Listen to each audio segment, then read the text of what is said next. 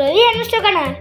Hoy es el primer experimento que tenemos y hoy tenemos un kit de electrónica.